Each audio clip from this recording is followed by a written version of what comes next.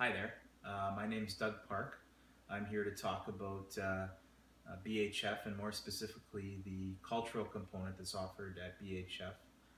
Myself, Carla, Billy, and Julia all had an opportunity to sit down with Mike Calder, who gave us some insight on his experience at working at BHF over a course of 25 years. He's worked in virtually every position at BHF, and now he's the elder and cultural worker there. One thing that really stuck out that Mike shared is they offer 2 sweat lodge ceremonies per week, and they also offer a 1 sweat lodge ceremony every Wednesday in Selkirk. So 2 per week at the St. Norbert site and once a week at the Selkirk location, which I think is great because BHF has 85 to 90% of their residents are of Indigenous descent. So I think that's really important to have their culture as a part of their healing journey.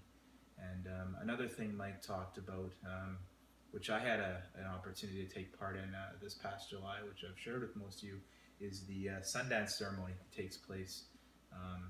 And a really good thing about that is there's 4 meetings leading up to the sundance where you can gather information, talk to sundancers that have danced in years past, and it's a great thing for residents to experience for sure. Mike also said that they're very open to having sharing circles, and what really stuck out there is that during these sharing circles they invite family to come in as well, to sit with the residents to share, which is a good thing. They won't have family come in until after their 30 days, but after the 30 days take place, then they're allowed to have visitors, which I think is a great thing. And Mike also talked about having full moon ceremonies that are held once a month, which is another positive as well. There definitely was something that I for sure noticed, and that was that the where Mike's office is, it's BHF is a huge building, and then Mike's office is located in a small trailer off the side. Very nice inside.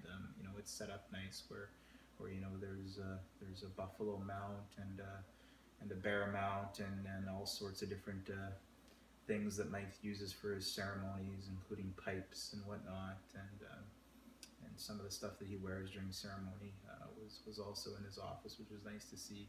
But it was very separate from what BHF is to what Mike's office is, and I just found that was a little bit unsettling.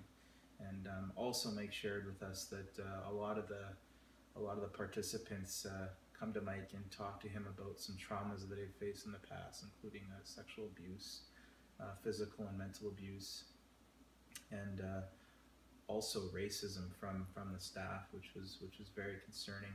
But it is unfortunately a reality of what goes on at BHF, which is unfortunate. And there's anywhere from 150 to 175 staff at one time, and they don't have cultural training, which is concerning. They do, but it's only 2 hours per year, 2 1-hour sessions, I believe is what Mike shared. And I know at an agency that I worked at before, we had to have 3 8-hour days that was required, or else we couldn't work there, of cultural training. And what I mean by that is you know, talk of colonization, residential schools, and what a lot of the Indigenous community has faced over the years with colonization and trauma, and you know, unfortunately living in poverty. And there was no cultural training available that focused on that specifically. So that was also concerning for sure. And Mike also discussed some volunteer stuff that's done excuse me, at BHF, and some of the volunteer work that's done with the residents included the Santa Claus Parade, the Manitoba Marathon, and also they also help clean up the ditches and highways, which I think is good. Volunteer work is a good thing for sure. So that's all I have to share for today, and I hope you guys enjoy the presentation. Take care.